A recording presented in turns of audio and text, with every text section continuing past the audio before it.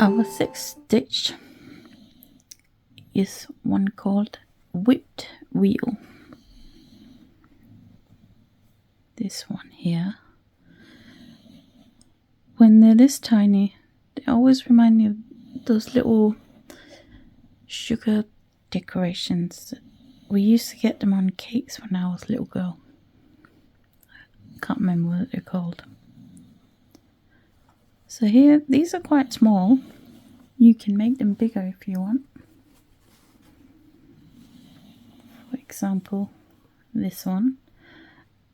But if you want them bigger, you need to add more spokes, because otherwise these sections in between the spokes will look a bit loose. And you can also change the colors if you want, which you can make some very nice effects with.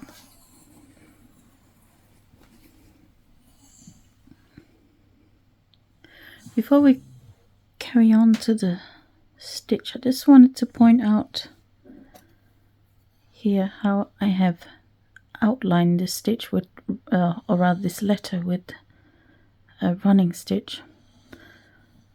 Some of the stitches that we'll work through work well in terms of filling in a shape, but obviously these are sort of circular, so they don't quite fill into the corners of the letter. So you can use a running stitch or maybe a back stitch, or not outline it at all. It's totally up to you.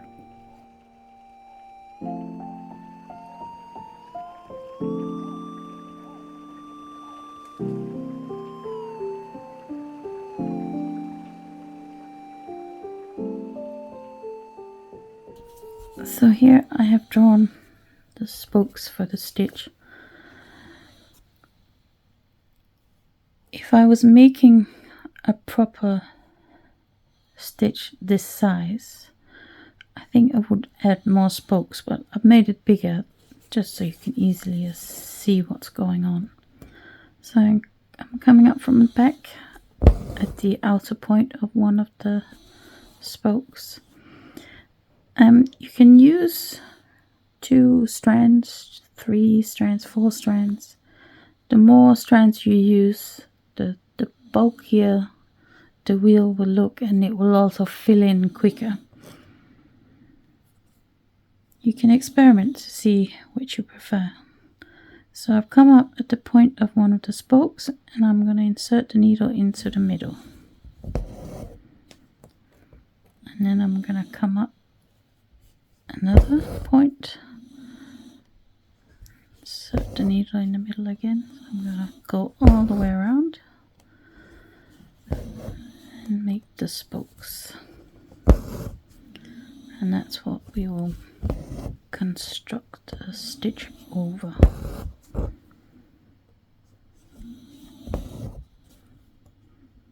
You can have either an even or an odd number of spokes. It doesn't matter for this stitch. Some stitches, for example, if you do the spider web rolls or wagon wheel rolls or whatever it's called, for that you must have an uneven number of spokes. Right, so now I have come up, made all my spokes. So now I want to come up, not right in the center, because obviously that will unravel the last stitch. So I'm just going to come up, don't know if you can see, just outside the center point.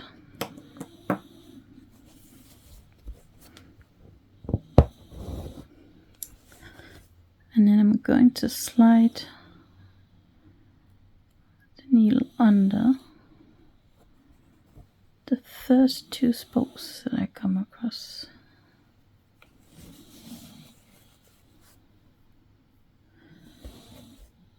And then I'm going to go back on myself and slide it under the second spoke. So this was the first one, this is the second one. So I'm sliding it under the second one again, and then I'm gonna slide it under the third one at the same time, like that. And then I'm gonna turn the work, and then again I'm gonna double back on myself, slide it under this spoke and under the next one.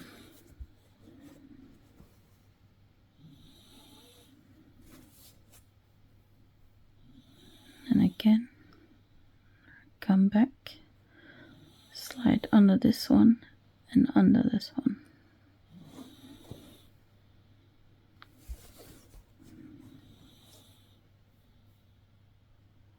Slide under this spoke and the next one. And just keep moving around the wheel like this. Be careful you don't catch the spokes, which I think I have done here, just ever so slightly.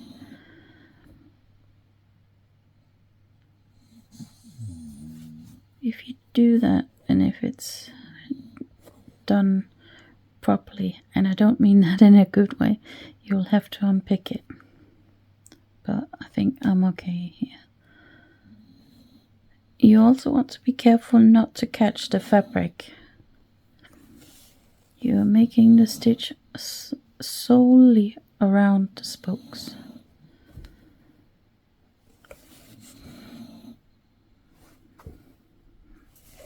So once you've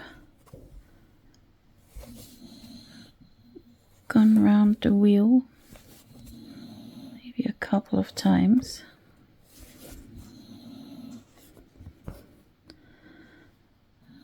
just take a moment and just push the stitching down towards the center so that it's nice and compacted. You don't really want any space in between each go.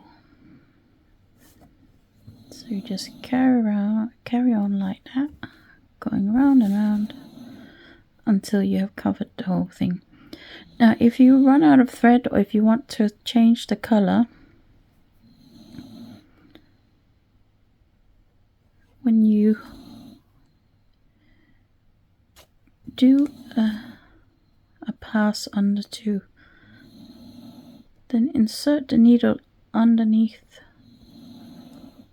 the last spoke you went under, like that. And then let's put that there. And then either you have changed the color or changed the thread, and just come up in the same place where you just inserted the needle. And then you're ready to carry on. So then you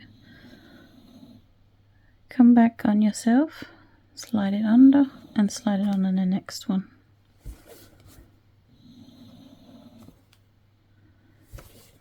And then you keep going.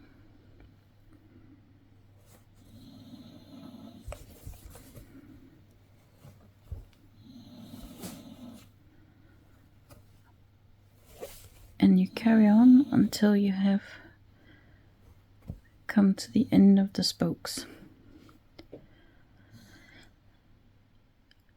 Take care when you're tracing the pattern that the spokes are the same length, because if I think I can see this one is probably longer than this one, which means that once this one has been filled up, there may be a little bit here sticking out still. You can sort of adjust things, and if it's really bad, you can do some tiny stitches across to hide the fact that it was longer.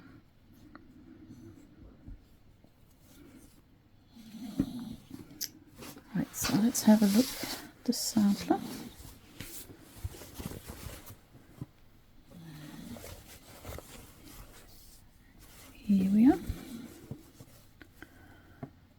gonna come up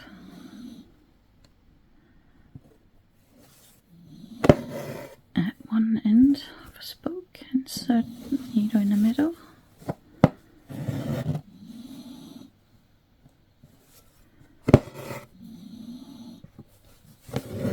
And I'm gonna fill in all the spokes.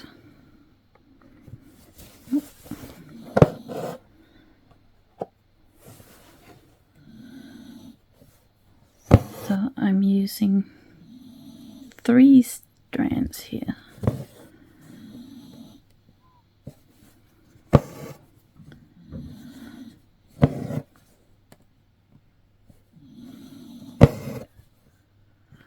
I haven't decided yet if I'm going to use just this orange color or if I'm going to use a multicolor layout like I have here. Not sure yet. I may wait and see what the other colors are doing around it and see if it needs multicolor.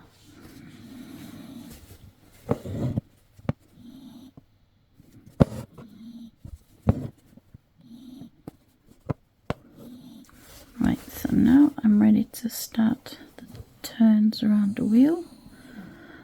So I passed it under the first one and the second one, and now I'm gonna double back on myself on the second one and then pass it under the third one. Double back, pass under the next one as well. Double back, pass under.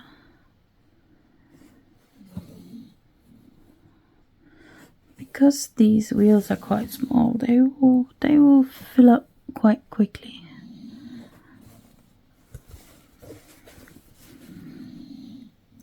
It's quite satisfying.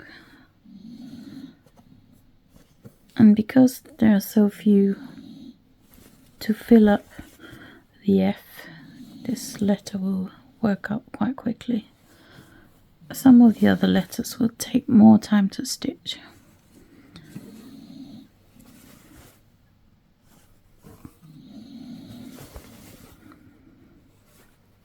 I find this stitch very relaxing.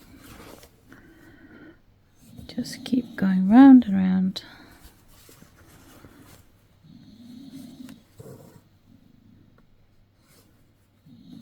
Until it's all filled up. And just sort of push the thread together to compact it a little bit.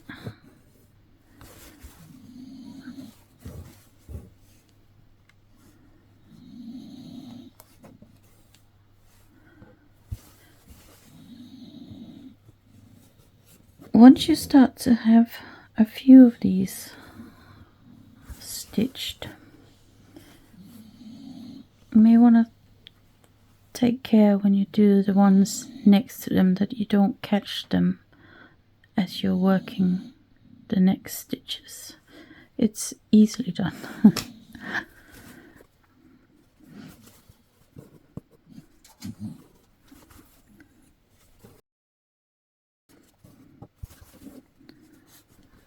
This is all real time. There's nothing speeded up on this wheel.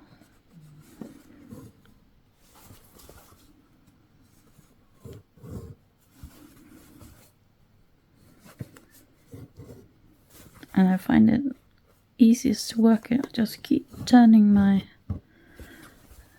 hoop around.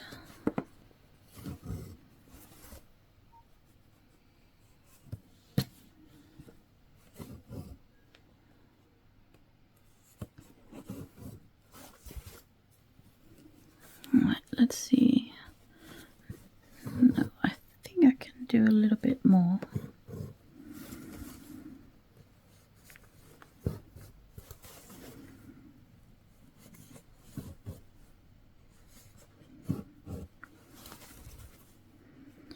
Although you can change the thread if you run out. For this stitch, I also like to work with a fairly long long thread, so that I don't have to change it.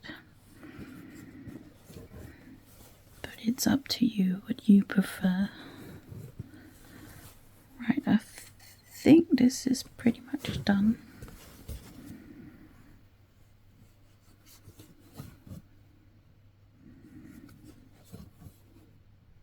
Which is good because I'm almost out of thread. And there we go. So now that I'm at the end of the stitch, I'm just gonna, I don't know if you can see, just pass it down below the stitching so that where I'm passing it onto the back is hidden underneath, like that, and then it's ready to be secured on the back. And that's the first whipped wheel done. The tutorial you have just watched is part of a series of 31 stitch tutorials that I have made to go along with the pattern for this embroidery stitch sampler.